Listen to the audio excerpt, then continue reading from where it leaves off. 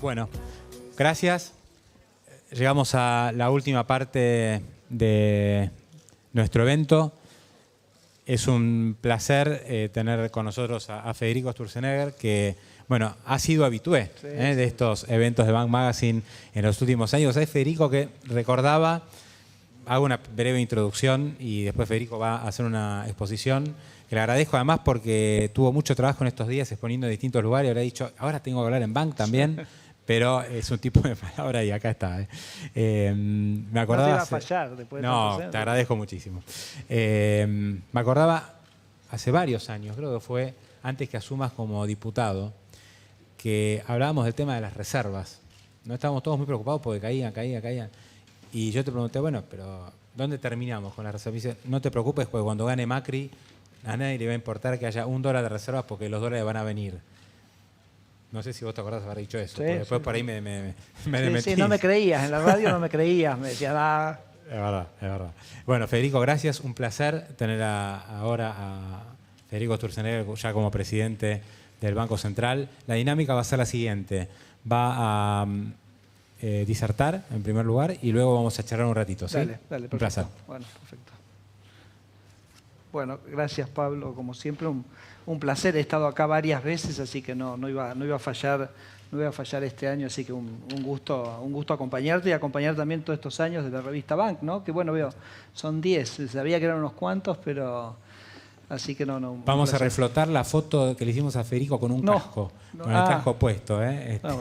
No sé si tiene que ver con el momento actual. Mientras no saques una cuando tenía pelo, que eso sí sería dramático. Bueno, muy bien. Les cuento un poquito dónde estamos. Yo creo que el gobierno se puso este año, desde el punto de vista económico, 4 objetivos fundamentales. Voy a arrancar con eso después para ver dónde entra el Banco Central en esa agenda. Por supuesto, una de las primeras cosas, de hecho el gobierno hizo campaña sobre eso Mauricio Macri hizo campaña sobre eso el año pasado, fue la eliminación del cepo cambiario como un elemento central. Ustedes saben, desde que se instauró el cepo cambiario en Argentina, la Argentina dejó de crecer, ¿no? Fueron esos 5 años perdidos. El segundo tema era la resolución del problema de la deuda, el famoso tema de los holdouts. El tercer objetivo era la baja en la tasa de inflación, después de muchos años de inflación crónica. Obviamente eso era un desafío dado el contexto de ajustes de precios relativos que también era necesario hacer. Y el cuarto objetivo era la baja en la carga tributaria, esta idea que en parte los problemas de competitividad también tienen que ver muchas veces con estructuras tributarias muy pesadas en los 3 niveles de gobierno y que había que empezar a transitar un camino donde esa carga tributaria se redujera. Había un quinto objetivo que era el tema de la reparación histórica.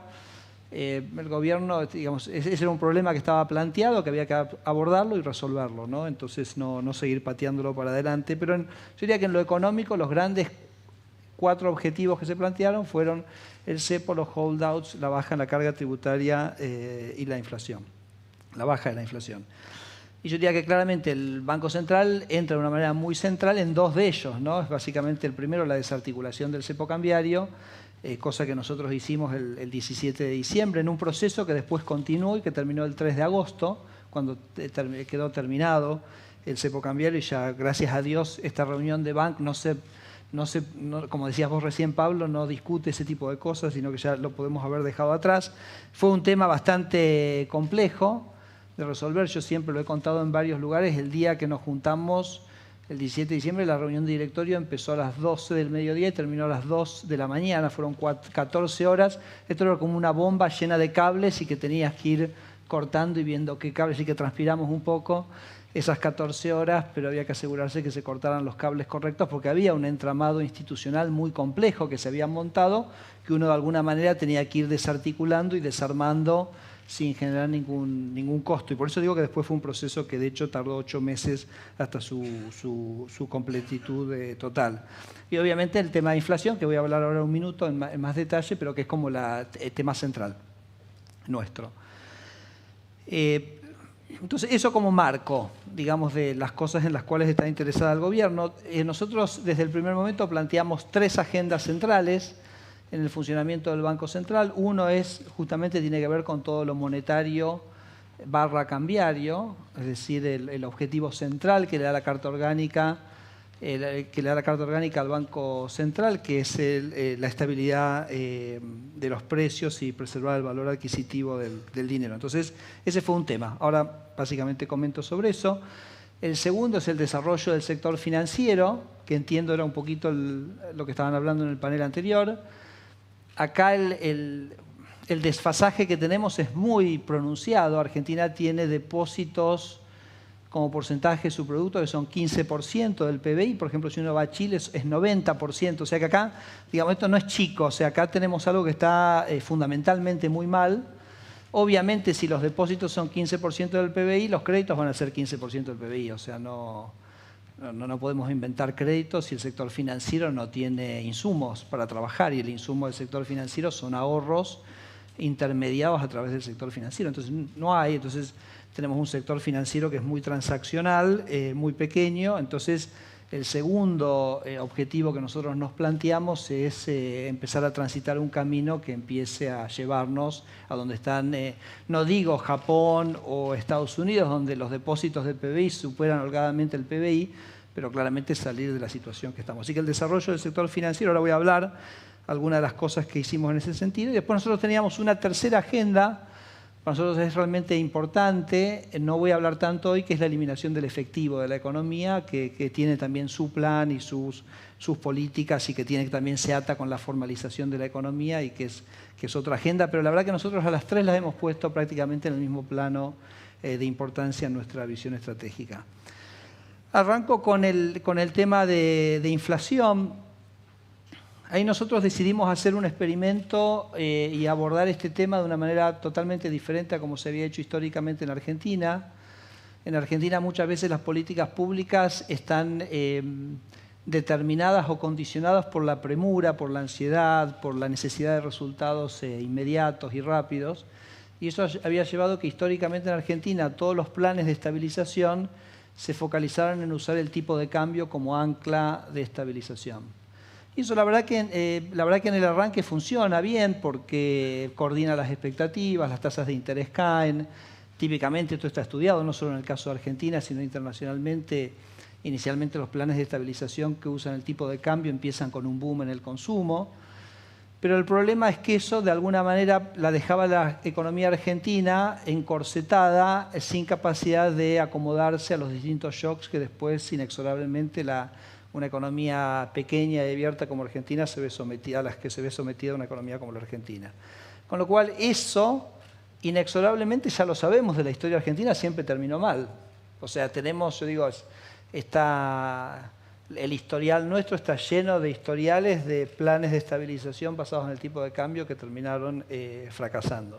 Nosotros dijimos, vamos a hacerlo de otra manera, vamos a hacerlo como lo ha hecho Australia, como lo ha hecho Nueva Zelanda, como lo ha hecho Canadá, como lo ha hecho Colombia, como lo ha hecho Chile, como lo ha hecho Israel, que es básicamente generar un ancla nominal a partir de la credibilidad del Banco Central, donde el Banco Central define cuál es el nivel de inflación que busca para el periodo subsiguiente o distintos periodos, gana su credibilidad en función del cumplimiento de ese objetivo, y el tipo de cambio es un tipo de cambio flotante. Y eso nosotros pensamos que estamos creando una macroeconomía mucho más amortiguada, donde la actividad económica está mucho más protegida de los shocks externos que lo que se había logrado en el pasado. Claro, quizás en el comienzo es un poquito más trabajoso y dificultoso, porque a veces es más difícil, digamos, generar ese elemento de coordinación de expectativas, pero bueno, ahí viene, si uno está dispuesto a construir algo que estructuralmente y que en el mediano y largo plazo es lo que la economía argentina necesita, a costo de, digamos, un poquito más complicado en el arranque. Y nosotros definitivamente estábamos dispuestos a transitar ese camino, más dificultoso o trabajoso al principio, pero mucho más beneficioso para la economía argentina en el mediano y largo plazo. Un ejemplo que doy, un ejemplo que he usado muchísimo, porque además se usa mucho. Colombia en los últimos años se transformó en un país petrolero, el 50% de las exportaciones de Colombia eran petróleo. Colombia instauró su régimen de metas de inflación, bajó su tasa de inflación al 3-4% anual. Hace 2 años, ustedes saben, el precio del petróleo cayó de más de $100 por barril a 30, para una economía que el 50% de las exportaciones eran petróleo, así que imagínense el shock de términos de intercambio que era eso. Bueno, ese año el tipo de cambio, obviamente en tipo de cambio flotante, el tipo de cambio, el peso colombiano se depreció significativamente, se depreció un 70%, la inflación se fue de 3 a 7%, y la economía creció el 3,5%. Es decir, que ante un shock externo de una magnitud realmente impresionante al cual estuvo sometido la economía permitió poder transitarla sin ningún efecto sobre su nivel de actividad, y eso es justamente el mecanismo por el cual funciona el tipo de cambio flotante y el régimen que estamos nosotros tratando de establecer. Es muy sencillo el régimen. Hay un Banco Central, el Banco Central dice cuánto piensa que va a ser la inflación, tiene distintos instrumentos monetarios de tasa de interés o lo que fuere para que ese sea el nivel de inflación. Muy sencillo, si la inflación está por debajo de la meta, uno afloja la política monetaria; si la inflación está por arriba de la meta, uno contrae la política monetaria. Les quiero leer un texto, porque hay mucha discusión sobre si alcanza, ¿no?, que digamos, el Banco Central usando estas herramientas, si alcanzan para hacer esto. Y les quiero leer un pequeño texto de algo que lo escuché a Mario Draghi, que es el presidente del Banco Central Europeo, decir en una conferencia que nosotros compartimos. Cada 2 meses los presidentes del Banco Central se juntan en Basilea, y lo escuché a Mario decir esto que les voy a leer ahora, en esa conferencia, que tiene que ver justamente con esto. O sea, ¿puede un Banco Central hacer que la meta se cumpla? Te decía lo siguiente, Draghi. Decía, en el último medio siglo, los bancos centrales han transitado un largo camino definiendo el modo en que abordan sus funciones de estabilización macroeconómica. Aún hacia fines de los recientes años 70, las visiones respecto de la eficacia de la política monetaria para lograr la estabilidad de precios todavía divergían entre los bancos centrales de las economías avanzadas. Algunos, como el Banco Central de Alemania, el Bundesbank, y el de Suiza, el Swiss National Bank, ya estaban comprometidos con la implementación de medidas monetarias para controlar la inflación. Pero otros, como la Reserva Federal y varios bancos centrales de Europa, permanecían con enfoques pesimistas en este respecto, creyendo que la política monetaria constituía un medio ineficiente para domar la inflación y que era mejor emplear otro tipo de políticas. Ese era el debate que estaba planteado en los 70. Ilustrando esta visión, sigue Draghi, el presidente de la Reserva Federal, William Miller, en su primer comité de política monetaria en marzo del año 1978, dice lo siguiente. Ellos, todo lo que son estos comités, después registran lo que se dijo, por eso tenemos acá el registro. Dice, la inflación ha sido encomendada a la Reserva Federal, y esto definitivamente es una mala noticia. Decía el de la Reserva Federal, un programa efectivo para reducir la tasa de inflación debe extenderse más allá de la política monetaria y necesita ser complementado con programas diseñados para fomentar la competencia y para corregir problemas estructurales. Decía Miller. Lo encuentran parecido. A veces, este debate en Argentina también existe. ¿Alcanza la política monetaria o se necesitan hacer otras cosas, políticas de competencia o lo que fuere? Sigue Draghi. Dice, en este contexto de timidez respecto de la efectividad de la política monetaria, las expectativas de inflación eran propensas a desanclarse, abriendo la puerta a oleadas de alzas de precios que alcanzaron por aquella época el orden de los 2 dígitos. El resultado fue una etapa denominada de stagflación, donde tanto la inflación como el desempleo aumentaron conjuntamente. Está describiendo la situación de Europa y de Estados Unidos a fines de los años 70, cuando los bancos centrales no estaban ni plenamente comprometidos ni plenamente convencidos de su rol para controlar la inflación. Sigue Draghi, dice, la lección de política que emergió de este periodo fue que el crecimiento económico sostenible no podía estar separado de la estabilidad de precios. O sea, Argentina no va a crecer si no tenemos una economía sin inflación. Y que la estabilidad de precios a su vez dependía de una política monetaria creíble y comprometida. Desde 1979 en adelante, con la asunción de Volcker como presidente de la Fed, los bancos centrales convergieron hacia esta orientación y se hicieron cargo plenamente de cumplir sus objetivos en materia inflacionaria. A medida que el renovado compromiso para controlar la inflación fue comprendido, las tasas de inflación cayeron abruptamente en un contexto de mejor anclaje de las expectativas. Los bancos centrales abandonaron la noción autoabsolutoria de que la estabilidad de precios dependía de otras autoridades no monetarias. O sea, ¿qué es lo que ahí termina lo de Draghi? Draghi dice, el Banco Central tiene los instrumentos, se hace cargo plenamente del objetivo antiinflacionario y eso ancla las expectativas y permitió, ustedes saben, una caída muy abrupta. Les cuento lo siguiente. La semana pasada nos visitó en las jornadas monetarias y bancarias la presidenta del Banco Central de Israel, Karnit Flug, la señora. Y entonces ella contó, ustedes saben que Israel entre el año 70 y el año 90 tuvo muy alta inflación, típicamente por arriba del 100% anual. Tuvieron años donde la inflación llegó a ser el 450% anual. Y empezaron en el año 90, 92, hicieron una baja muy pronunciada, básicamente definiendo metas de inflación, usando la tasa de interés como instrumento. Hoy Israel tiene una meta de inflación del 2% anual, pero no logra llegar a su meta, los últimos 3 años no ha logrado llegar a su meta, porque están en 0. Y no logran llevarla de 0 a 2, tratan de subirla. Entonces lo que dijo Karnit, dijo, si ustedes hace 10 años, porque esto ocurre hace 3 años, si ustedes hace 10 años me hubieran dicho que en 7 años el problema del Banco Central de Israel, después de venir de 450% de inflación, iba a ser que en 7 años no iba a poder llegar a la meta porque no iba a poder llegar desde abajo, porque no iba a poder subir la inflación, hubiera dicho que estaban todos locos. Lo dijo el lunes pasado en el Banco Central. Lo comento, porque lo cierto es que en tanto en cuanto el Banco Central puede operar con independencia, se fija sus objetivos y usa los instrumentos que se han usado en todo el resto del mundo, no tenemos un solo caso de un país que no haya sido exitoso en bajar la inflación.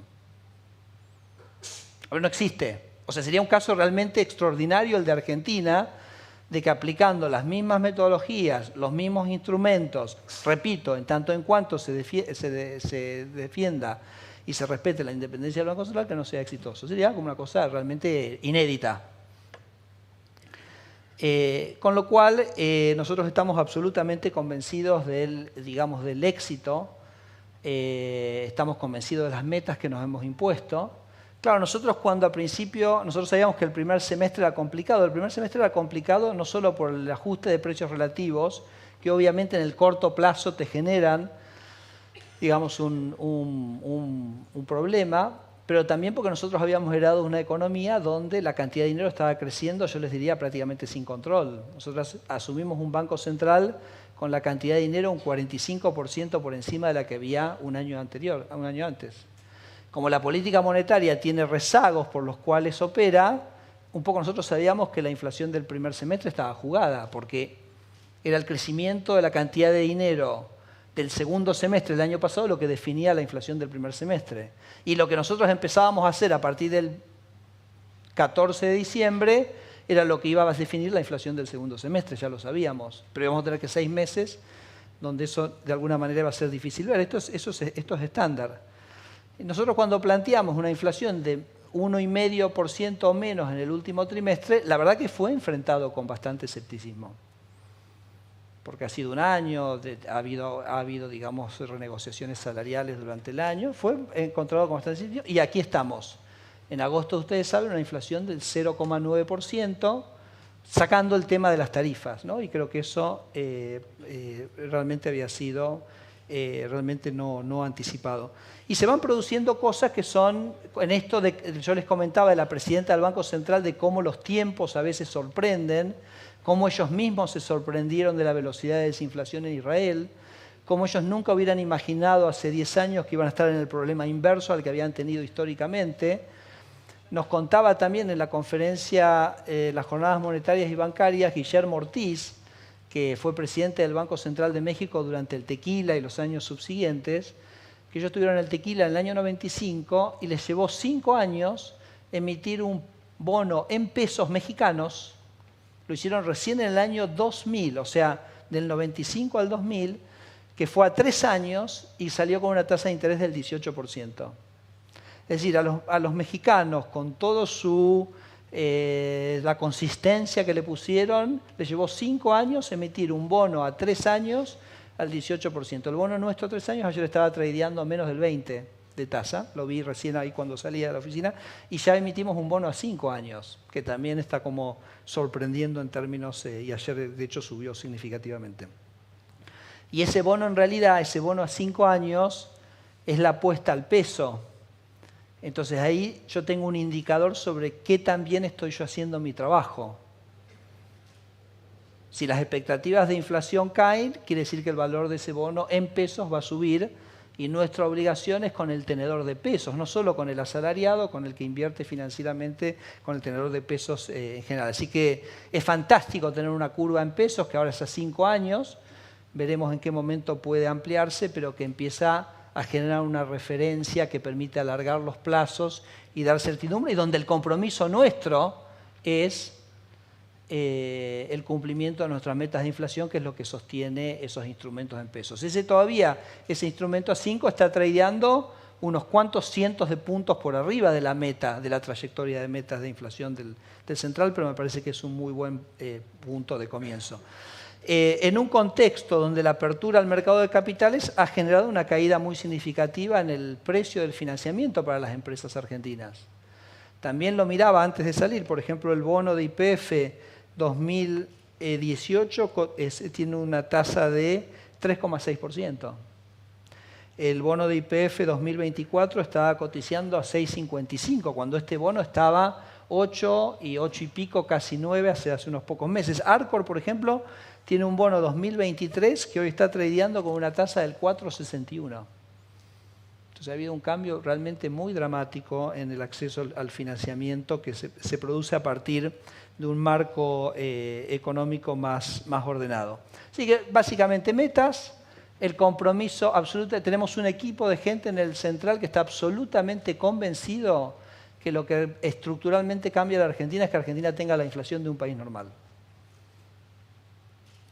Estamos convencidos que la baja de la inflación es el comienzo del proceso de crecimiento de Argentina. Yo lo comentaba también en una conferencia que di hace unos días, cuando Israel bajó su tasa de inflación básicamente a un dígito, en los 20 años siguientes su economía se triplicó en términos reales. Cuando Perú, que tenía tasas de inflación del 7.500 y que en los últimos 6 o 7 años ha tenido una tasa promedio de inflación anual del 3,5%. Perú ha tenido un proceso de crecimiento absolutamente extraordinario, tanto que lo llaman el tigre americano a Perú. Chile, que desinfló en 4 años para llegar a una tasa de inflación de un dígito, venían más o menos de 25 a un dígito, le llevó 4 años, entre el 90 y el 94 creció el 7% por año cada uno de esos años. Entonces, la baja de la inflación en el corto y en el largo es el elemento reactivante y de crecimiento estructural más importante. Estamos absolutamente convencidos. Entonces, para nosotros esto es un objetivo innegociable bajo ningún punto de vista. El segundo tema que nosotros, y repito, así como se vio con escepticismo el 1,5 o menos del último trimestre, también, porque todo el mundo tiene derecho al escepticismo. Entonces, bueno, vamos a ver qué pasa el año que viene con el 12-17. El segundo tema, como yo decía, es el desarrollo del sector financiero. Tenemos un sector financiero que es 15 puntos del PBI. Muchos de ustedes seguramente, si me han escuchado en alguna otra instancia, saben cuál es mi diagnóstico. Mi diagnóstico es que el problema que tenemos en nuestro sector financiero es que al depositante nunca lo hemos respetado. Entonces el ejemplo que yo doy es que si uno, por ejemplo, hubiera traído a principios de los años 80, hace 30 años, 100 pesos y los hubiera invertido en el sector financiero y hubiera renovado un plazo fijo durante los 30 años, hubiera esquivado el Bonex, hubiera esquivado el corralito. Así que tiro un poquito como lo hago mejor de lo que fue verdaderamente. Hoy tendría en valor real 1,5 centavos. Perdón, 1,5 pesos. De 100, 1,5 pesos. Es decir, que aquel que ahorró en el sector financiero perdió el 98%. Entonces, Bueno, qué sorpresa podemos tener que nuestro sector financiero se fue comprimiendo, quedó únicamente lo que llamamos un sistema financiero transaccional, es decir, la gente cobra su sueldo porque se cobra en el sector financiero, lo tiene el menor tiempo posible hasta que lo tiene que gastar y eso genera un flow, que es lo que los bancos usan para prestar ese pequeño porcentaje que queda. Es decir, no hay intermediación del ahorro en el sector financiero argentino. Por eso el argentino ahorra, por ejemplo, si ustedes hubieran comprado una propiedad hace 30 años, hoy hubieran puesto 100 pesos en una propiedad, hoy tendrían 122 pesos. Si hubieran a su vez los alquileres, los hubieran invertido en un fondo inmobiliario, tendrían 600%, o sea, hubieran multiplicado la plata por 6. Si hubieran invertido en dólares, también hubieran perdido, tendrían el 70% de los primeros 100, porque el dólar tiene mucha fluctuación, depende de cuándo uno entra, le puede ir bien, le puede ir mal. Pero con el sector financiero hubiera tenido 1,5 pesos, o sea, no hay con qué darle. Entonces, si ese es nuestro diagnóstico, la única manera de cambiar esto es garantizarle a la persona que ahorra en el sector financiero que el valor real de su poder adquisitivo en el sector financiero, de sus ahorros, no va a verse lesionado. Y ahí es donde entra la UVA, que es básicamente un instrumento que ya se había autorizado legalmente en el año 2002, créditos y depósitos bancarios, en ese momento ajustados por SER, llegaron a ser un boom entre el año 2002 y el 2007. Después, claro, como se intervino el INDEC y la actualización por SER perdió sentido o entidad real, básicamente se descontinuó el uso del instrumento. Inmediatamente la gente, todos los ahorros que tenía en SER los pasó a otros instrumentos o los sacó.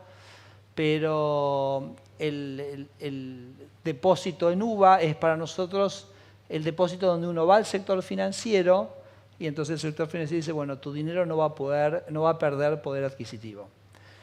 Por ahora todavía no hay mucho entusiasmo en ofrecer, pues yo les digo a los banqueros, ustedes tienen que ofrecer a 5 años, a 10 años, UVA más 4, UVA más 5, UVA más 6, para que la gente que está pensando en construirle un futuro a sus hijos pueda tener esa visión, empezar a recuperar la cultura del ahorro. Bueno, por ahora todavía no veo mucha acción. Sí veo mucha acción por el lado de los créditos en UVA, ¿no? Ustedes saben que los créditos en UVA, sobre todo los hipotecarios, realmente en este momento despegaron. Bueno, acá está Gustavo, justo acá en primera fila, que sacó unas notas muy interesantes el fin de semana en Clarín. Ya básicamente estamos pasando los 500 millones, pero básicamente con una tendencia realmente muy impactante. O sea, los números que vamos a ver en los próximos meses son muy impactantes, a los cuales se va a sumar todo el plan Procrear, que también se hace con la modalidad de UVA. Así que yo creo que eso va a ser una cosa realmente muy, muy impactante. Claro, acá hay un tema en el sector, en este contexto de la recreación. Esto es absolutamente esencial por otro motivo. Y es el siguiente, que uno de los grandes beneficiarios históricos de la inflación en Argentina ha sido el sector financiero. Este impuesto inflacionario, uno de los grandes cobradores del impuesto inflacionario fue el sector financiero. ¿Por qué? Claro, porque por eso se quedaron ellos con ese mundito transaccional donde uno tiene una caja de ahorro o una cuenta corriente por el cual el banco paga 0, es decir, le ofrece al depositante una tasa de retorno súper negativa y después salen y le prestan a un empresario, compran una LEVAC, un préstamo del consumo al 15, 20, 25, 30, lo que sea la tasa nominal. Entonces ese spread es el banco cobrándose el impuesto inflacionario sobre el depósito en caja de ahorro y el depósito en cuenta corriente. Y ese ha sido el spread que ha permitido al sector financiero desarrollarse. ¿Qué pasa cuando la inflación es 5? Cuando la inflación es 5 se acabó. Se acabó este subsidio, se acabó el cobro del impuesto inflacionario. Entonces, esto es un tema absolutamente central. Nosotros en el Banco Central tenemos el tema cambiario y monetario, pero tenemos el tema de regulación del sector financiero. Tenemos un sector financiero muy chico, muy líquido y muy capitalizado, no tenemos problema. Pero una economía sin inflación le genera un desafío extraordinario al sector financiero, sobre el cual ya estamos trabajando con los bancos e internamente en el Banco Central. Y yo les digo, la única manera que ustedes van a poder compensar el hecho de que dejan de cobrar el impuesto inflacionario es con volumen. Entonces tienen que empezar a intermediar el ahorro de los argentinos. Entonces con volumen y con escala, pasando de 15 puntos de depósitos del PBI a 30, 45, lo que podamos apuntar en los próximos 4 o 5 años, ustedes van a compensar el hecho de que no dejan de cobrar el impuesto inflacionario. Así que es un gran desafío y por eso lo de las UVA es una manera de inducirlos a que aumenten la base de sus depósitos. Y después tenemos una agenda muy importante, y con esto, Pablo, si te parece voy terminando, muy importante de reducción de costos de funcionamiento del sector financiero. Además, nosotros venimos de 10 años donde se regulaba por regular, se regulaba porque conceptualmente estaba bien regular, era bueno regular, había que regular, era obligación del Estado regular y nunca se preguntaba ¿para qué regular? ¿Tiene sentido regular esto? ¿Aporta algo? ¿Beneficia al desarrollo del negocio esta regulación? Esa pregunta no se hacía. Entonces me pasa, Pablo, mucho hoy que voy y hablo con las autoridades o la línea del banco, con los técnicos que son excelentes, digo, esta regulación, ¿por qué existe? Y no hay respuesta. Porque en realidad fue una regulación que se puso por la visión de que había que regular o quizás para controlar, porque la regulación muchas veces también el propósito que persigue es el control. Entonces estamos con un proceso yo he dado varios ejemplos, les puedo dar un par de ejemplos interesantes y, por ejemplo, el proceso de autorización de sucursales. Yo llegué y el Banco Central había dejado de autorizar la instalación de sucursales. ¿Por qué? Porque decían, cumplime con la normativa cambiaria, si no me cumplís con la normativa no te autorizo a abrir una sucursal. Entonces se habían dejado de abrir sucursales. Yo digo, ¿cuál es el motivo? Porque acá tiene que haber una normativa que haga que el Banco Central te diga si abrir una sucursal es bueno, es más empleo, es más inclusión financiera, es más bancarización. O sea, que alguien me diga, primero que alguien me diga algo malo de abrir una sucursal. Como nadie me lo puso a decir, listo, chao, que el que abra, que abra. Lo que voy a hacer es me voy a parar y voy a aplaudir. No me voy a ponerle un palo en la rueda para complicarle la vida. Entonces eliminamos eso. Otra cosa que nosotros hicimos, después es como muy interesante porque uno hace cosas para facilitar el funcionamiento del sector financiero. Por supuesto, cuando hicimos lo de las sucursales, también cambiamos dramáticamente los requisitos edilicios para las sucursales, sobre todo en el interior del país, para promover la mayor bancarización, porque claro, teníamos unas obligaciones, digamos, era tan costoso montar una sucursal bancaria que entonces el banco se replegaba y decía no la hago porque digamos es imposible sostener este costo. Entonces también trabajamos en ese sentido. Pero, por ejemplo, ustedes saben, hace un par de semanas nosotros les permitimos a los bancos, a partir del 1 de noviembre, que, por ejemplo, un cheque se pueda depositar a través de una foto sacada en el celular. Ustedes saben que hoy los bancos se pagan los cheques mandándose fotos entre ellos. Entonces, ¿cuál es la diferencia? ¿Que la foto la saque el empleado del banco o que la saque el propio? Entonces, ahora, claro, imagínense un tambero en el medio de la provincia de Santa Fe que recibe y que tenía que irse y movilizarse para depositar el cheque, tenía que irse a agarrar la camioneta, subirse, gastar nafta, gastar tiempo, gastar una mañana. Ahora, pum, foto, se acabó. 7 millones de cheques por mes en Argentina. Otro ejemplo también, lo digo esto como último ejemplo porque a veces uno se sorprende. Nosotros cambiamos la normativa de recarga de cajeros. Por ejemplo, la recarga de cajeros la hacían las transportadoras de valores. Entonces, por ejemplo, si uno tiene un cajero, un banco, por decir algo, en un Carrefour, en un Walmart, en un Disco, el supermercado tomaba el dinero, iba a una casa centralizada de una transportadora de valores, se contaba y después se volvía y se cargaba. O sea, la plata iba del punto A al punto B y después devolvía del punto B al punto A. Eso no es barato, es bien caro. Entonces dijimos, bueno, la verdad que si el banco tiene la confianza para que la transportadora de valores le cargue, por ahí tiene la misma confianza de que Carrefour le cargue el cajero. Entonces, la verdad que lo hicimos, no sabía si iba eso a tener un impacto muy grande o no, hasta que llegué a La Rioja. Entonces llego a La Rioja y entonces me reciben las autoridades del Banco de La Rioja y de lo único que me hablaban era de esto. Digo, pero ¿tanto es? Me dice, claro, porque por ejemplo yo tengo un cajero en Patquía. Y en Patquía, para cargar el cajero, yo tenía que mandar un blindado desde La Rioja capital a Patquía. Y el cajero está en una YPF, que es el lugar del pueblo donde hay mayor movimiento. Entonces yo arreglé que la YPF me carga el cajero. Pero me dice, pero a mí me cambió mi capacidad de de inserción, el costo relativo de la aplicación, son ejemplos muy micros, pero de esto está lleno para hacer y para mejorar y para facilitar el acceso. Bueno, esa es la agenda que tenemos. O sea, tenemos que hacer toda la agenda de medios de pagos móviles y electrónicos, que el celular se transforme en un POS. Son todos elementos que hacen que el sector financiero va a tener que trabajar con muchísimo menores costos, con muchísima más eficiencia, porque recuerden, lo que tenemos del otro lado es un subsidio impresionante, que era el subsidio inflacionario, que ahora va a dejar de cobrar. Entonces, crecimiento y eficiencia. Entonces, esa es una agenda que estamos realmente totalmente comprometidos a llevar adelante para tener un sector financiero mucho más pujante, mucho más útil, que dé muchísimo más crédito en esta Argentina que vamos a tener sin inflación.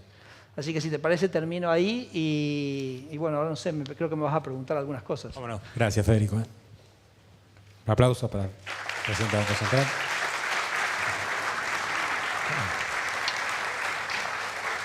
Bueno, unos minutos de diálogo para cerrar. Algo que me venía en la mente cuando hablaba sobre los modelos de bancos centrales y los objetivos es reflexionar sobre la Carta Orgánica del Banco Central. Me acuerdo que participamos en una charla el año pasado con algunos otros economistas y debatían si había que cambiar o no la Carta Orgánica. Y algunos te decían, hay que cambiarla, porque esta Carta Orgánica no sirve.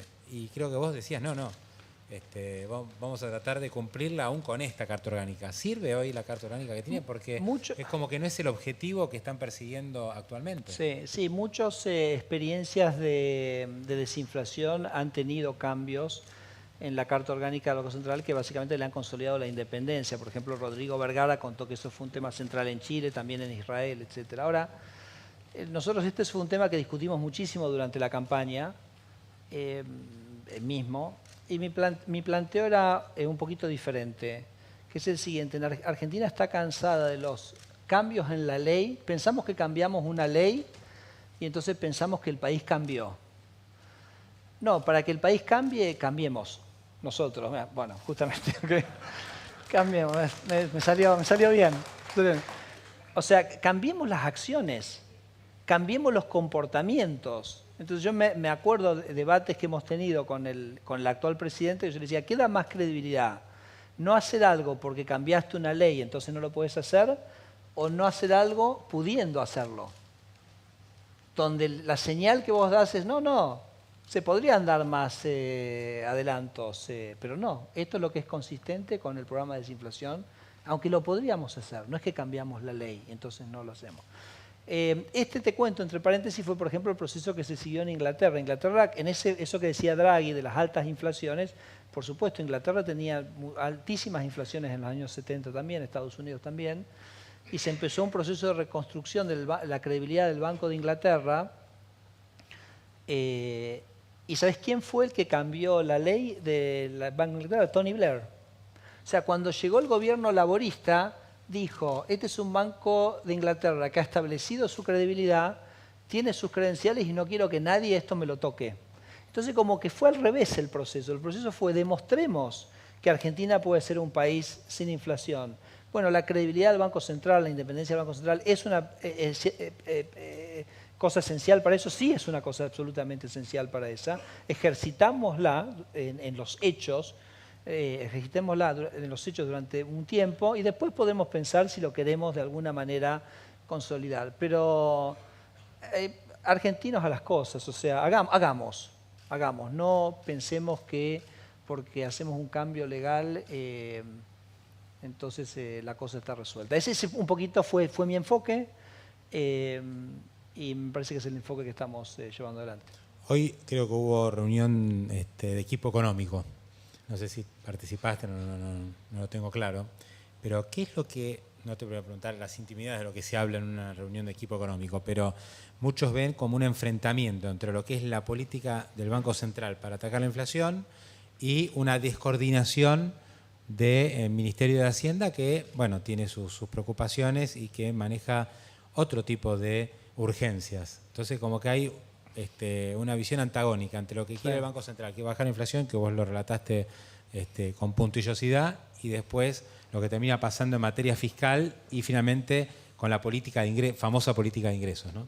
Sí, mira, primero voy a empezar a decir, digamos que la verdad que los muchachos de la prensa, la exageración que hacen es tremenda. De hecho, yo en las jornadas usé una manera de ilustrar cómo nosotros vivíamos, cómo ustedes expresaban estas, que ahora voy a hablar un poco del tema de las visiones, pero apelé a un cuento de Borges que se llama Pierre Menard, autor del Quijote. Entonces lo que contaba, Borges tiene este cuento que se llama Pierre Menard, que claro, hay un señor que dice, bueno, me voy a convertir en Cervantes, y si me convierto en Cervantes voy a escribir el Quijote. Claro, es un cuento sobre si nosotros tenemos libertad o no tenemos libertad, o somos nuestras circunstancias, si nuestras acciones son el producto de nuestras circunstancias. Sobre eso el cuento de Borges, ¿no? Entonces, bueno, la cosa es que el tipo se hace Cervantes y escribe el Quijote. Entonces dice, bueno, Borges, bueno, a ver, voy a mirar el Quijote, cómo le salió a Cervantes, y el Quijote, cómo le salió a Pierre Menard. Entonces te pone el texto, un párrafo de la página 162 del Quijote de Cervantes, y después de la página 162 de Pierre Menard, y son idénticos. Son exactamente iguales. Y Borges entonces después está 5 páginas discutiendo las diferencias entre los dos párrafos que son iguales. Entonces yo decía, con Alfonso, yo digo, la inflación fue 4, 3, 2, 1, y Alfonso dice, la inflación fue 4, 3, 2, 1, y después ustedes discuten por qué el 4, 3, 2, 1 mío es diferente del 4, 3, 2, 1. Entonces digo, hay un poquito de exageración en la prensa respecto a ayer, si ustedes, por ejemplo, hoy también en todos los diarios había como una cierta cosa, y si cualquiera escucha lo que dijo Alfonso ayer estuvo perfecto, etc. Así que no. Ahora, lo que sí es cierto, así que me parece que hay como una gran exageración. ¿Será que no sé, que está todo tan bien que es de lo... no sé, pero bueno. Pero lo cierto es que es bastante común en todos los países del mundo, sí, que haya una suerte como de tensión entre Hacienda y el Banco Central. Que es institucional y es natural y es correcta que exista. Y me parece que es un poco la que en una institucionalidad económica más madura emerge y de alguna manera se hace más visible. Porque te digo, mucho peor era cuando el Banco Central agachaba la cabeza y entonces no pasaba nada. Ahí ya sabías que te ibas a la inflación, ¿no? Entonces, ¿qué es lo que pasa? Que el Banco Central, vamos a ver por ejemplo el tema del año que viene, es un año electoral. Entonces hay mucha discusión. ¿Qué va a hacer el Banco Central en un año electoral? Entonces, ¿por qué la independencia del Banco Central es fundamental? Porque si alguien pensara que el Banco Central se va a sucumbir o va a, digamos, ¿cómo sería? O sea, que va a estar, digamos, focalizado en el resultado electoral, entonces va a ser imposible bajar la inflación. Porque entonces la gente no va a creer que nosotros vamos a cumplir con el 12-17. Pero es justamente por eso en todos los países del mundo, porque la única manera de generar credibilidad es a partir de la independencia del Banco Central. Entonces se sabe que no importa que el año electoral, que el año que viene es electoral, el año que viene es 12-17 y el central va a ir a 12-17. Entonces como la gente sabe que el Banco Central es independiente y no va a estar afectado por eso, es 12-17, la gente va a creer 12-17 y entonces el resultado económico va a ser mucho mejor que si no fuera independiente. Porque entonces en ese caso la gente no pensaría que es 12-17 y no pienses que la economía va a andar mejor. Claro, pero la economía lo único que va a hacer es que va a tener más inflación. Entonces, digo, por eso esto es un debate totalmente cerrado en el resto del mundo sobre la independencia del Banco Central que te genera mejores resultados. ¿Qué es lo que decía Draghi? Pero bueno, entonces tenés un Banco Central que tiene la obligación institucional de tener una visión focalizada en la inflación y una visión de largo plazo, porque su rol central es coordinar las expectativas, y tenés un ejecutivo que por ahí, bueno, vive el día a día, entonces me parece que es normal, pero me parece que es totalmente natural, normal y es parte, digamos, de la maduración institucional nuestra. Claramente el rol de las expectativas en esto es fundamental, ustedes lo manifiestan cada vez que hay un comunicado de política monetaria, pero al mismo tiempo la expectativa para el año que viene, no sé, yo tampoco hice una encuesta, ¿no? Pero los salarios van a aumentar el 30%. La tenemos la encuesta, sí. A ver, dale. No, digo, los salarios van a aumentar el 30%, el gasto público va a andar en torno al 30% porque es un año electoral justamente, y el Banco Central sí va a hacer lo necesario para bajar la inflación. Ahora, ¿se puede conseguir la inflación del 17 con salarios aumentando al 30 y gasto público también subiendo a ver, niveles del 30? Las expectativas, nosotros una de las cosas que también hemos hecho en estos últimos meses es producir un documento que se llama el relevamiento de expectativas de mercado, que la verdad que se los recomiendo a todos los que sean CFOs de empresas o lo que fuera, porque ahí ustedes lo que tienen. De hecho, hoy publicamos el de septiembre. Ahí ustedes tienen la expectativa de inflación mensual de los próximos 6 meses, el nivel general y núcleo, la tasa del EVAC, tipo de cambio, bueno, en fin, las variables más relevantes. En este momento el mercado, mejor dicho, perdón, esos son los analistas, porque después ahora tenemos el veredicto del mercado a través de los bonos en pesos, ¿no? Pero los analistas están pensando para el año que viene, la expectativa de inflación es aproximadamente cercana al 20%, punta a punta para el año 2017. Nosotros hace ya nosotros ahora ya estamos trabajando para la inflación del año que viene. La inflación del año que viene se trabaja ahora, no se trabaja el año que viene, porque los rezagos son 6 meses. Entonces nosotros una vez que ya estábamos, lo del 1,5 a partir de la inflación de agosto, estaba más dentro del conjunto, pues empezamos a poner el foco en, lo has visto vos en los comunicados, en las expectativas del año que viene. La inflación núcleo del año que viene está en 17,6. O sea, los analistas están pensando que va a haber unos 2 puntos y alguito de tarifas y que la inflación núcleo va a estar está muy cerca de la meta que nosotros nos hemos puesto. Pero bueno, es un proceso. Ahora, pensá lo siguiente, Pablo. Nosotros vamos a terminar el año por debajo de 1,5. ¿Está bien? 1,5 quiere decir una inflación que está andando al ritmo de menos de 20% anual. Estamos diciendo 12, 17, 20, o sea, la verdad que tendríamos que haber sido más agresivos, porque el que piensa que, a ver, si uno empieza en 1,5 y termina, por ejemplo, a fin del año 2017 con una inflación mensual del 1, que sería el 12, ¿no? Que ya te prepara para el año siguiente, eso te deja claramente adentro de la banda del 12-17. O sea que el que piensa que esa banda es difícil, está pensando no que no vamos a avanzar en la lucha contra la inflación, sino que vamos a retroceder. Y la verdad, honestamente, Pablo, que yo no lo veo, que vayamos y ni vamos a permitir retroceder respecto a donde estamos en este momento. Entonces, ese es nuestro rol. Nuestro rol es decirle a la sociedad, esto es lo que va a ser. Nosotros no decimos más nada que esto es lo que va a ser, porque somos un poco, como me decía una vez una impresión, somos el relator de Indy. O sea, digo, mire, acá va. Y dentro de eso, bueno, hay situaciones absolutamente diversas y disímiles desde lo salarial, absolutamente disímiles. Nuestro objetivo es decir, bueno, este es el andarivel y el canal central por el cual van a discurrir los precios en la economía. ¿En algún momento se te ocurrió decir los salarios tienen que ser del 20 porque la inflación va a ser el 17?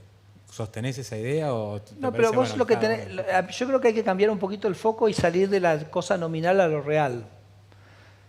O sea, uno dice, el año que viene, a ver, me parece que un poco la idea que tiene este gobierno, los salarios reales crecen.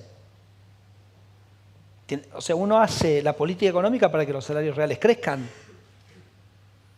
Pero máxime cuando las empresas tienen reducciones de impuestos. Máxime cuando las empresas tienen reducción en su costo de capital. ¿Ustedes vieron el costo de capital cómo ha caído? Entonces, ¿qué va a caer? Todo el costo de todos los insumos. Entonces, cuando vos bajás el costo del capital, das espacio para que los salarios reales crezcan. Ahora, vos decís, bueno, este es mi objetivo de salario real. Quiero que el salario real el año que viene sea igual, se recupere tanto, lo que dé el sector, lo que quiera, lo que se negocie desde el punto de vista. Eso, desde el punto de vista de la evolución del plan antiinflacionario, ese es un dato interesante, mucho más que el nominal.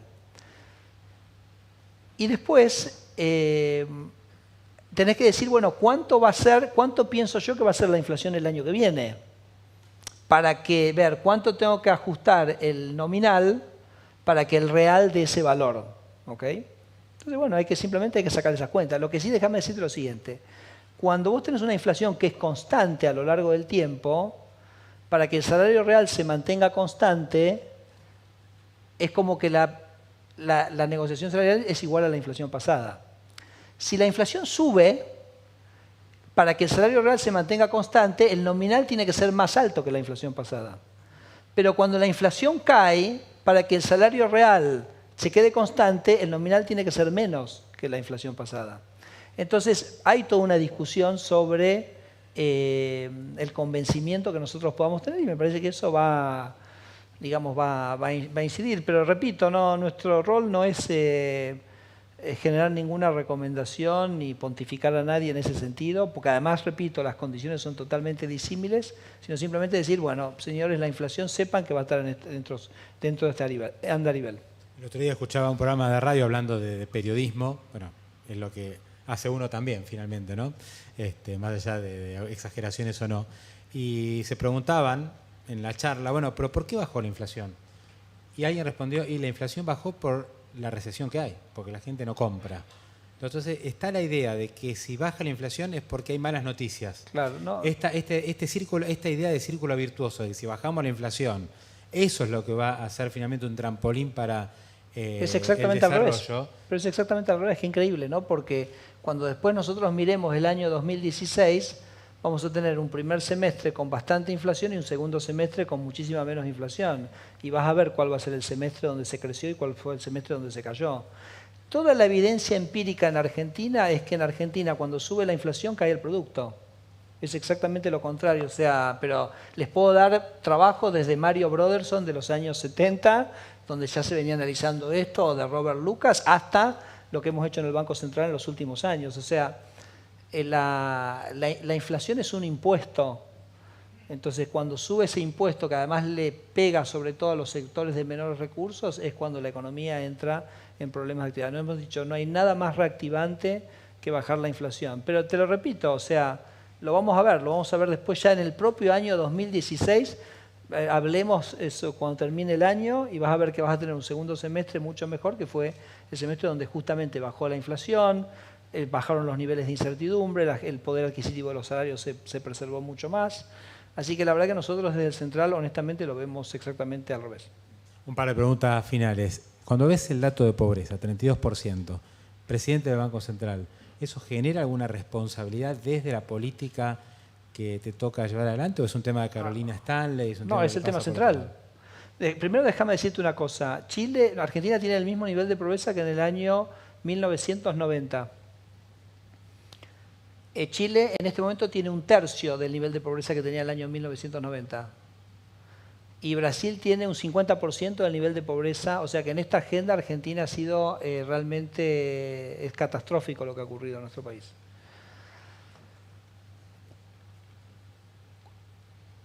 La inflación es un impuesto.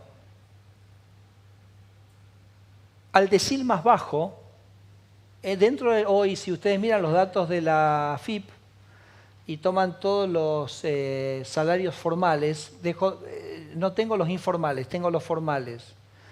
El 10% de más abajo de la distribución gana entre 2.000 y 6.000 pesos por mes. Ese es el 10% más de menores ingresos dentro de nuestra distribución de ingresos. Un estudio de la Fundación Mediterránea para el año 2014, que tuvo niveles de inflación similares a los que vivimos este año, marca que a ese decil la inflación es el equivalente a un impuesto del 21% sobre su salario. Vamos al decil más rico. El decil más rico, que es creo que entre más de 30.000 pesos o más de 50.000 pesos, no recuerdo exactamente. El impuesto inflacionario es el equivalente al 3% de su salario. Es decir, dame todas las argumentos a favor y en contra de bajar la inflación. Pero el argumento más importante que no puede esperar, que no es coyuntural, que es estructural, es que la inflación es el impuesto más dramático para los segmentos de menores recursos. Entonces, sea cual sea el argumento que vos quieras argumentar, el rol del Banco Central en cuidar la recomposición del ingreso y en la lucha contra la pobreza es absolutamente central. Casi te diría el que más puede hacer en este momento en el proceso de lucha contra la pobreza. Que es, yo lo he dicho en el discurso que di, el último discurso que di, dije, que fue en lo de Fiel, dije, está estructural, crecimiento económico, y daba el caso de Perú, daba el caso de Chile, daba el caso de Israel, cómo la baja de la inflación es lo que disparó el proceso de crecimiento, pero dije, pero hay un segundo factor, que es que lo más efectivo para luchar contra la pobreza en Argentina es la baja en la tasa de inflación. Así que imagínate, si eso no nos genera no solo una responsabilidad, sino un compromiso con esta agenda que llevamos adelante. Lo último, 2016 fue un año de tasas altas, ¿no? Con una inflación que también venía muy elevada. Sí. Y bueno, Y 2017 también. 2017 también va claro. a ser, eso es lo que te quería preguntar. Claro. ¿Qué va a pasar en el 2017? Te la agarré al vuelo. ¿Qué va a pasar? Te la agarré al vuelo. Claro, no, recién vos mencionabas. No, porque por lo siguiente. Recuerden el diagnóstico. El diagnóstico es, si no le pagamos al depositante una tasa de interés real positiva, no va a haber ahorro. Y si no hay ahorro, no hay crédito. Entonces, Argentina tiene que hacer un cambio estructural, que es ir a una tasa de interés real positiva. Ojo, a las empresas es un cambio muy importante. Por ejemplo, históricamente las empresas en Argentina trabajaban con mucho inventario. Porque claro, del que tenía acceso a un financiamiento a tasa de interés real negativa, el inventario era una fuente de ganancia. Con tasa de interés real positiva, el inventario se transforma en una fuente de costo. Entonces, todo, por ejemplo, el segmento de comercial tiene que cambiar radicalmente su manera de funcionar. Tiene que economizar en inventarios. De hecho, ustedes saben que el primer semestre de este año, mejor dicho, perdón, el primer trimestre, igual no es tanto por esto. Digamos, el motivo por el cual la economía no creció, porque tuviste un boom exportador muy fuerte, fue por la caída de inventarios. Entonces, pero Argentina necesita estructuralmente tasa de interés real positiva, si no, nunca va a tener sector financiero. No, al día, vos no sabés lo que va a ser tu revista Bank cuando el sector financiero se triplique, ¿no? Entonces,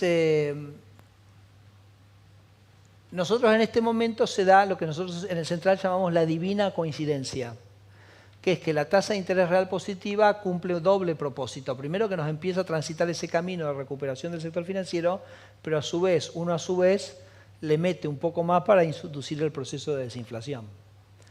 Pero nosotros hasta el 5% tenemos, no llegamos al 5%, no prometo el 5% el año que viene. Entonces nosotros vamos a tener que seguir teniendo una tasa de interés real positiva para inducir el proceso de desinflación hasta que lleguemos al 5%. Cuando estemos como la de Israel, que estemos en 3 anual o 2 anual, hablamos. Ahora, esa percepción de tasa alta no puede ir en contra del proceso de reactivación. Estamos hablando de tasa de interés real, ¿no? Real positiva. Positiva en relación a la inflación. Digamos, no, a veces ojo con confundirse con el tema de la nominal, ¿no?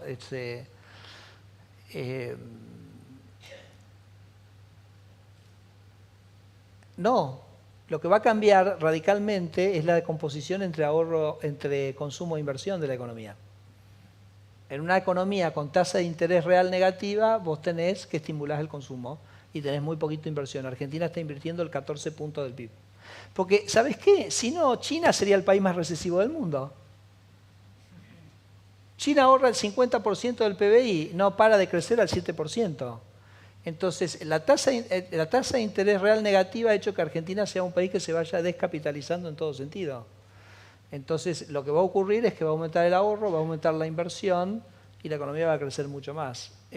Por eso a veces yo digo hay que salir de mirar, digamos, el cortísimo plazo y mirar las cosas no solo en equilibrio general, sino de una manera como más estructural de largo plazo. Pero creo que el ejemplo de China es como muy ilustrativo. No, el ahorro que te genera la tasa de interés real positiva no es que es plata perdida, es plata intermediada a través del sector financiero para la inversión. Y ese es el salto que Argentina tiene que dar. Bueno, la verdad que podríamos hablar una hora más. Tengo la última para Federico. Las últimas siempre hay una más. Son las más peligrosas las últimas. No, hace más de 2 meses y medio que no intervienen. Sí. ¿No? Hay una flotación, yo creo que es inédito. Incluso escribí una nota hace poquito al respecto. Creo que es algo casi inédito, ¿no? Que tenemos casi 3 meses sin que el Banco Central intervenga en el mercado cambiario. Claro. Es una flotación limpia, por lo menos en este trayecto. ¿Qué es lo que se puede esperar? No, mira, o sea, justamente el rol del tipo de cambio es amortiguar, ¿no?, los shocks externos. Nosotros, de hecho, tuvimos un ejercicio, como un caso casi de laboratorio muy interesante, que fue el Brexit. Porque en el Brexit la sociedad entendió perfectamente que era un shock externo. Entonces, el tipo de cambio se fue de 13.70 a 15.50, o sea, subió más del 10-12%. Absolutamente ningún impacto en la dinámica de precios local. Cero. es justamente el funcionamiento del tipo de cambio. Porque imagínate, por ejemplo, si uno tuviera lo tradicional, el tipo de cambio más o menos atado, por ejemplo, al dólar. Bueno, el dólar se estaba apreciando, entonces justo en el momento que uno necesita la depreciación, se te produce la apreciación, o sea, un desastre. Nosotros lo que hemos dicho es que el Banco Central interviene cuando uno ve anomalías en los mercados cambiarios. Por ejemplo, nosotros en el primer semestre tuvimos varios eventos donde vencían posiciones muy grandes de dólares de futuro a fines de mes, entonces la gente tenía una posición en dólares gigantesca que necesitaba seguir dolarizada, entonces generaba como un pico de demanda de dólares a fin de mes. Nosotros intervenimos porque eso era como una cosa como muy puntual, supliendo esa oferta que era absolutamente puntual por un tema de mercado.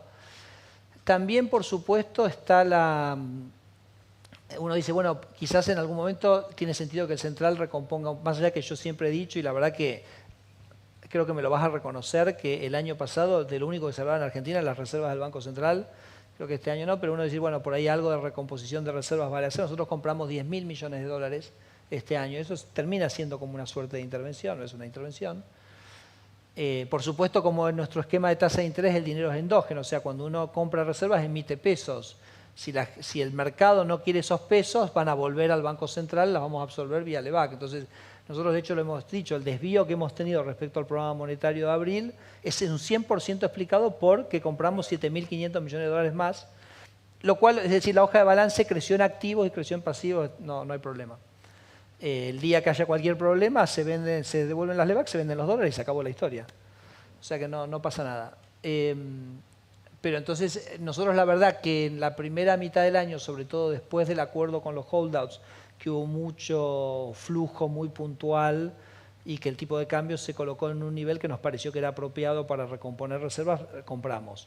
Pero la idea general es que se intervenga lo menos posible y que digamos, el tipo de cambio vaya haciendo ese rol a medida que se va consolidando digamos, las expectativas de inflación en torno a las metas de inflación y el convencimiento de la gente que el Banco Central va a hacer lo que hay que hacer para cumplirlo. Vos sabés que se disocia totalmente esto de ese famoso pass-through y eso de que si el tipo de cambio se mueven los precios. Por ejemplo, en México y en Colombia ese número prácticamente cero prácticamente, pero eran números que en los 80 era 1, o sea, era...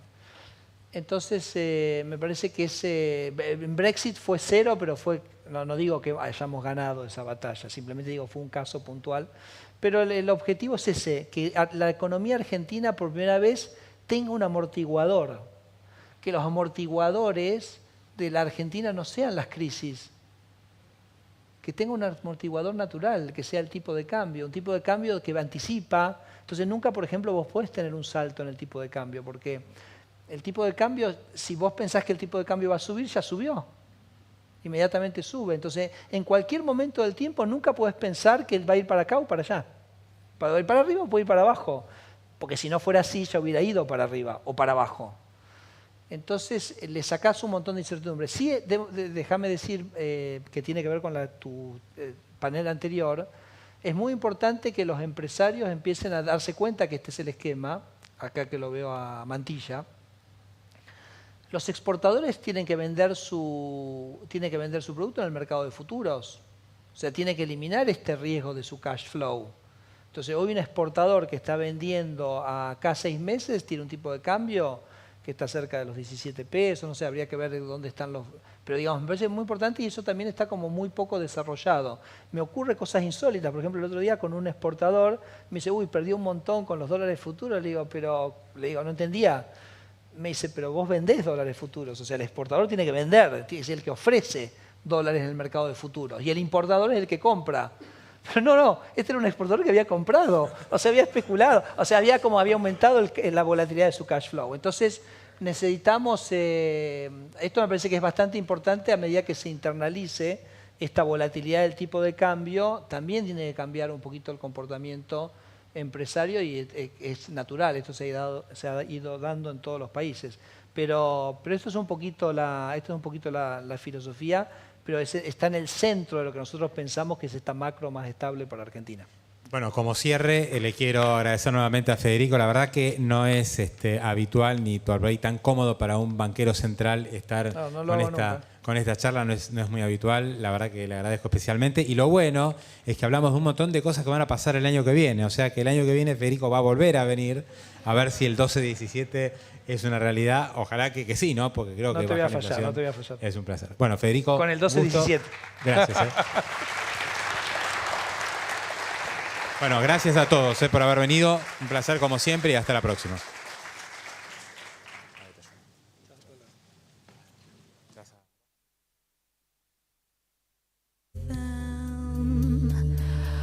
When the business in your life don't sit with your soul, and they treat you like a child they